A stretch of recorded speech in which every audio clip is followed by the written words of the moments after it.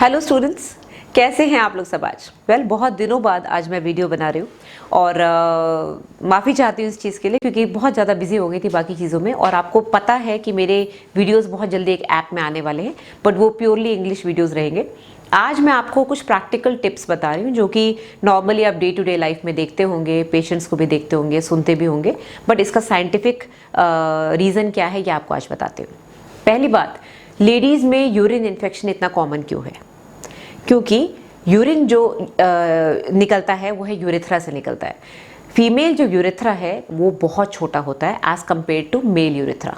Mail urethra काफ़ी long होता है, फीमेल यूरेथ्रा छोटा होता है। और क्योंकि विजाना के बिल्कुल पास होता है और क्लाइटोरिस और उसके जस्ट ऊपर ये यूरेथ्रा, क्लाइटोरिस के जस्ट नीचे यूरेथ्रा, उसके नीचे विजाना, उसके पास में एनस, तो ये जो पेरिनियम का जो पूरा डिस्ट्रीब्यूशन होता है ये यूरेथ्रा को बहुत जल्दी इन्फेक्शन के लिए प्रोन करता है।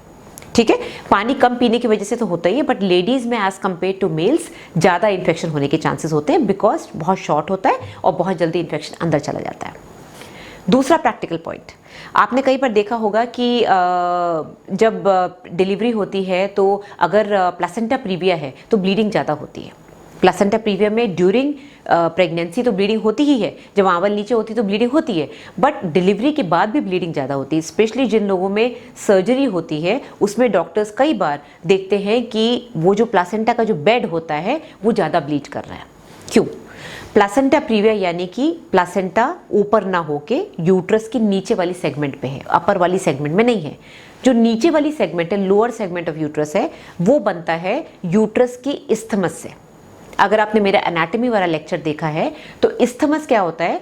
सर्विक्स और यूट्रस के बीच का जो पार्ट होता है, जो एनाटॉमिकल इंटरनल ऑस और हिस्टोलॉजिकल इंटरनल ऑस के बीच का स्ट्रक्चर है इस्थमस, उससे बनता है लोअर सेगमेंट। जब वो बड़ा होते होते 0.5 सेंटीमीटर से बड़ा होते होते 10 सेंटीमीटर हो जाता है। इतना बड़ा जब वो हो जाता है उसको लोअर सेगमेंट बोलते हैं। वहाँ पर मसल्स का डिफ्रेंसिएशन बहुत अलग होता है।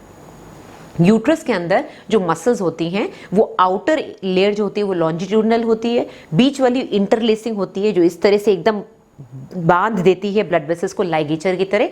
ये वाली जो मसल लेयर होती है, जो मिडिल वाली है, ये इस्थमस में नहीं होती है, और होती भी है तो बहुत ही कम मसल फाइबर्स होते हैं। इस वजह से यूट्रस डिलीवरी के बाद जब कॉन्ट्रैक्ट करता है तो जो लोअर सेगमेंट है वो इतने अच्छे से कॉन्ट्रैक्ट नहीं कर पाती है, तब हमको दवाइयाँ देनी पड़ती हैं, उसको कई बार कंप्रेस करके रखना पड़ता है, इसीलिए वहाँ से ब्लीडिंग ज़्यादा होती है। ठीक है, तो जो नॉर्मल कॉमन पेशेंट्स हैं उनको ये पता है कि placenta previa during pregnancy bleed कर सकता है, बट उनको ये पता नहीं होता कि डिलीवरी के बाद प्लेसेंटा प्रीविया ज़्यादा ब्लीड कर सकता है, क्योंकि उसका जो एरिया जहाँ पर वो डेवलप करता है वहाँ पर मसल फाइबर्स नहीं होते हैं और वहाँ पर ऑक्सीटोसिन रिसेप्टर्स भी कम होते हैं। तो अगर आप बाहर से एडमिनिस्टर कर रहे हैं, कोई मेडिसिन दे रहे हैं, नर्सिंग स्टाफ को पता होगा, डॉक्टर्स जो सुन रहे हैं उनको पता होगा कि हम ऑक्सीटोसिन रिसेप्टर्स के लिए ऑक्सीटोसिन का इंजेक्शन देते हैं, सिंटोसिनोन के नाम से फेमस है। उसके रिसेप्टर्स फंडस ऑफ यूट्रस पे ज़्यादा हैं, लोअर सेगमेंट में कम है, तो इस वजह से ये यूट्रोटोनिक जो है बहुत ज़्यादा काम नहीं करता लोअर सेगमेंट में और ब्लीडिंग होने के चांसेस ज़्यादा होते हैं। जो लोग हिस्टेक्टोमी करते हैं या फिर देखते हैं, असिस्ट करते हैं, उन्होंने कई बार देखा होगा हिस्टेक्टोमी के समय यूरेटर की इंजरी बहुत कॉमन है। यानी कि जो यूरिन की नलकी है जो किडनी से लेके नीचे ब्लैडर तक जाती है, यूरेटर्स जो दोनों साइड से आते हैं, यूट्रस के ब्रॉड लिगामेंट के अंदर वो रन करते हैं। ये मेरे एनाटॉमी वाले लेक्चर में हम पढ़ चुके हैं। ठीक है, तो ये यूरेटर जो है लेफ्ट साइड में ज़्यादा इंजरी होती है एज कम्पेयर टू राइट। क्यों? यूट्रस डेक्स्ट्रो रोटेटेड रहता है। नॉर्मल फीमेल में, किसी भी फीमेल में ज़्यादातर यूट्रस सीधा नहीं होता, एक तो वो आगे की तरफ झुका हुआ होता है और राइट की तरफ थोड़ा सा मुड़ा हुआ होता है, क्योंकि लेफ्ट में सिग्मोइड कोलन होता है। तो सिग्मोइड कोलन की वजह से यूट्रस डेक्स्ट्रो रोटेटेड होता है, तो सर्विक्स जो बच्चेदानी का मुंह है, यूट्रस का मुंह है, वो लेफ्ट की तरफ रहती है। तो क्योंकि वो लेफ्ट की तरफ है तो वो यूरेटर के ज़्यादा पास आ जाती है। तो यूरेटर जो कि इंटरनल ऑस के लेवल पे क्रॉस करता है यूट्राइन आर्टरी को, यूट्राइन आर्टरी क्रॉस करके ऊपर जाती है और वहाँ पर जब हम क्लैंप लगाते हैं तो लेफ्ट साइड के यूरेटर में इंजरी होने के चांसेस ज़्यादा है एज कम्पेयर टू राइट वाला यूरेटर, और ये एनाटॉमिकल जो डिस्ट्रीब्यूशन है इस वजह से होता है। चौथा प्रैक्टिकल पॉइंट, क्यों हम प्रेग्नेंट लेडी को सीधा नहीं लिटाते, स्पेशली जब वो फुल टर्म होती है। सिजेरियन के समय भी जो बेहोशी की डॉक्टर है, एनेस्थेटिस्ट हैं, वो उसको हल्का सा राइट लैटरल, लेफ्ट लैटरल करके रखते हैं। क्यों? क्योंकि जो नॉर्मल यूट्रस है वो डेक्स्ट्रो रोटेटेड रहता है, यानी कि राइट की तरफ रहता है, तो यानी कि उसका जो इंफीरियर वेन कवा जो मेजर वेन नीचे से आती है और लेग्स से सारा ब्लड ऊपर लेकर आती है, वो दबी हुई रहती है। अगर पेशेंट को सीधा लेटाएंगे तो उसका यूट्रस जो है इन वेसल्स को दबाता रहेगा, साथ में एओर्टा भी दबता रहेगा और पेशेंट को हाइपोटेंशन यानी कि ब्लड प्रेशर लो होने की प्रॉब्लम हो जाएगी। तो उसको जब सिजेरियन करते हैं तो 1 घंटा उसको सीधा लेटाने के बजाय उसको हल्का सा टिल्टेड लेटाते हैं, यानी कि उसको लेफ्ट की तरफ लैटरल कर देते हैं। राइट के साइड में एक वेज टाइप का एक तकिया होता है जो वेज की फॉर्म में होता है, तो उसको अगर हम राइट साइड में उसके बैक के नीचे डाल देंगे तो पेशेंट हल्की से टिल्ट हो जाती है लेफ्ट की तरफ। तो ये जो कंप्रेशन राइट की तरफ हो रहा है डेक्स्ट्रो रोटेशन की वजह से, वो कम हो जाता है, बच्चे को ब्लड सप्लाई हैम्पर नहीं होती, और जब तक हम बच्चे को निकालेंगे चाहे नॉर्मल डिलीवरी से चाहे सिजेरियन से, तो तब तक बच्चे को ब्लड सप्लाई प्रॉपर मिलती रहती है। इवन ड्यूरिंग प्रेगनेंसी पेशेंट को मना करते हैं कि सीधा ना लेटिए, उसको लेफ्ट लैटरल इसीलिए लेटाते हैं जिससे राइट के ऊपर जो कंप्रेशन है वो यूट्रस थोड़ा सा सीधा हो जाए और वो कंप्रेशन कम हो जाए।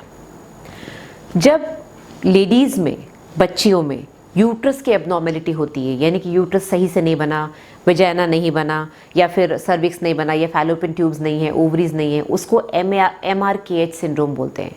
ठीक है, मेयर रॉकेटेंस्की कुस्टर हॉसर सिंड्रोम बोलते हैं, MRKH। उस केस में किडनी में प्रॉब्लम्स क्यों होती है? जिन लड़कियों में यूट्रस की एब्नॉर्मेलिटी होती है, यानी कि यूट्रस ठीक से नहीं बना है, आधा अधूरा बना है, ओवरी नहीं है, फैलोपियन ट्यूब नहीं है, वजाइना नहीं है, ब्लाइंड वजाइना है, उन केसेस में साथ में किडनीज में भी प्रॉब्लम देखी गई है, यूरेटर में प्रॉब्लम्स देखी गई हैं। क्यों? क्योंकि ये दोनों डक्ट्स आपस में इंटर रिलेटेड रहती हैं, ये दोनों साथ साथ बननी शुरू होती हैं, मुलेरियन डक्ट और मेटानेफ्रिक डक्ट। मेटानेफ्रिक से किडनी और यूरेटर बनता है, मुलेरियन डक्ट से यूट्रस, फैलोपियन ट्यूब और सर्विक्स और वेजाइना का अपर पोर्शन बनता है। तो अगर एक में एब्नॉर्मेलिटी है तो दूसरे में भी साथ में एब्नॉर्मेलिटी हो सकती है। कई बार ओवरीज अगर डिसेंट नहीं करती हैं या सही पोजीशन पे नहीं आती हैं तो किडनीज भी सही जगह पे नहीं आती, किडनीज नॉर्मली नीचे रहती हैं और धीरे धीरे जब वो बच्चे बड़ी होती है पेट के अंदर तो ऊपर आके यहाँ लंबर एरिया में आ जाती हैं। कभी कभी पेल्विक किडनीज भी देखने को मिलती हैं, यानी कि किडनी अपनी जगह से ऊपर आई ही नहीं। और ये सब कुछ आपस में इंटर रिलेटेड होता है क्योंकि लिगामेंट्स होते हैं जो इनको खींचते हैं ऊपर, और कुछ चीज़ें नीचे की तरफ जाती हैं, जिनको नीचे रहना है वो नीचे रहते हैं, जिनको ऊपर आना है लिगामेंट्स उनको ऊपर खींच लेते हैं। तो अगर किसी एक हार्मोन में डेफिशिएंसी है, कोई ना कोई जेनेटिक म्यूटेशन हो गया है, उस वजह से डेवलपमेंट में प्रॉब्लम्स होती हैं। Last but not the least, imperforate hymen क्या है? इम्परफोरेट हाइमेन यानी कि जिन बच्चियों को पीरियड्स आए ही नहीं और उनको हर महीने पेन आता रहा और करीब साल 2 साल बाद उनकी इतनी बड़ी स्वेलिंग आ गई पेट में, क्योंकि हर महीने ब्लड आ रहा है, करीब 50 से 100 ml या 80 ml ब्लड आ रहा है और वो कलेक्ट होता जा रहा है। शुरू में पता नहीं चला, 3-4 महीने बाद उसने कंप्लेन किया मुझे हल्का सा पेन हो रहा है, करते करते 1-1.5 साल बाद वो इतना ब्लड कलेक्ट हो गया कि उसके पेट इतना बड़ा हो गया, पेट में लंप बन गया, उसको नीचे प्रेशर आने लगा वेजाइना के एरिया में, और फिर माएँ आती हैं लेकर डॉक्टर के पास कि क्या हो गया। तो आपको देखने में जैसा ये फोटो में दिख रहा है वैसा दिखेगा, आपको दिखेगा कि ब्लूइश बल्ज आ रहा है क्योंकि अंदर ब्लड कलेक्टेड है और बहुत दिनों से कलेक्टेड है, तो एकदम कंजेशन हो गया है। इसका मतलब हाइमेन इम्परफोरेट है। अब हाइमेन यानी कि जो कवरिंग होती है जो वेजाइना की, हाइमेन नॉर्मल लेडीज में जिन्होंने कभी इंटरकोर्स नहीं किया, कभी सेक्स नहीं किया, उसके बावजूद वो रप्चर अगर होता भी है तो वो बिना रप्चर हुए भी उसमें से पीरियड आ सकता है। ऐसा नहीं कि हाइमेन है तो पीरियड नहीं आएगा, है ना, ये दो चीज़ें हैं अलग अलग। हाइमेन होता है, राइट, वो टैग्स होते हैं इस तरह से हाइमेन के, और जो अनमैरिड लड़की है जिसने कभी सेक्स नहीं किया उसके अंदर हाइमेन में इतना छेद तो होता ही है कि पीरियड्स आ जाए। ठीक है, सेक्स के बाद या फिर कभी हैवी ब्लीडिंग के बाद या साइकिलिंग के बाद या स्विमिंग करते समय हाइमेन कभी कभी रप्चर हो जाता है। तो हाइमेन का रप्चर होना सेक्स से कोई इंटर रिलेटेड नहीं है, लेकिन हाइमेन रप्चर ना हो उसके बावजूद भी पेशेंट को पीरियड आता है, लेडी को पीरियड आता है। अगर लड़की को पीरियड नहीं आ रहा है इसका मतलब उस हाइमेन में जरा सा भी छेद नहीं, बिल्कुल इम्परफोरेट है वो। तो ऐसे केस में कुछ नहीं करना होता, सिर्फ उस पेशेंट को थोड़ा सा एनेस्थेटाइज करके बेहोशी का इंजेक्शन लगा के नीचे हल्का सा चीरा दे के उस ब्लड को बाहर निकालना होता है। एकदम डार्क चॉकलेटी कलर का ब्लड निकलता है क्योंकि पुराना कलेक्टेड ब्लड है, और ड्रेन डाल सकते हैं या फिर उसको खुला छोड़ दो, 5-7 दिन में वो पूरा ब्लड निकल जाएगा, उसकी स्वेलिंग निकल जाएगी और उसका एक आउटलेट बन जाएगा, हर महीने उसको पीरियड आने लगेगा ठीक से। ओके, तो ये डिफरेंस होता है इम्परफोरेट हाइमेन और एक नॉर्मल हाइमेन में। Okay, that's it guys. Students, अगर आपको कुछ पूछना है तो आप बिल्कुल क्वेश्चंस लिख सकते हैं, मैं आपको बिल्कुल एंटरटेन करूंगी, कभी लाइव भी जाऊंगी। एक आध बार आप लोगों ने मुझे कुछ क्वेश्चंस लिखे थे तो मैंने लाइव जाके उसका आंसर दिया था। किसी अगर पर्टिकुलर चीज़ पे आपको वीडियो चाहिए, कि मैम डिटेल वीडियो नहीं चाहिए, एक छोटा सा वीडियो बता दीजिए, जैसे बीपी कैसे नापते हैं, एंटीनेटल जो रिंग होती है उसमें कैसे जेस्टेशनल एज कैलकुलेट करते हैं, ये सब मैं बना चुकी हूँ। आपको कुछ भी लगे आप बिल्कुल लिख सकते हैं, मैं आपको जरूर समझाऊंगी। So that's it, take care. कुछ पूछना हो तो बिल्कुल पूछिएगा। नेक्स्ट वीडियो बहुत जल्दी लेकर हाजिर होंगी। Thank you, bye.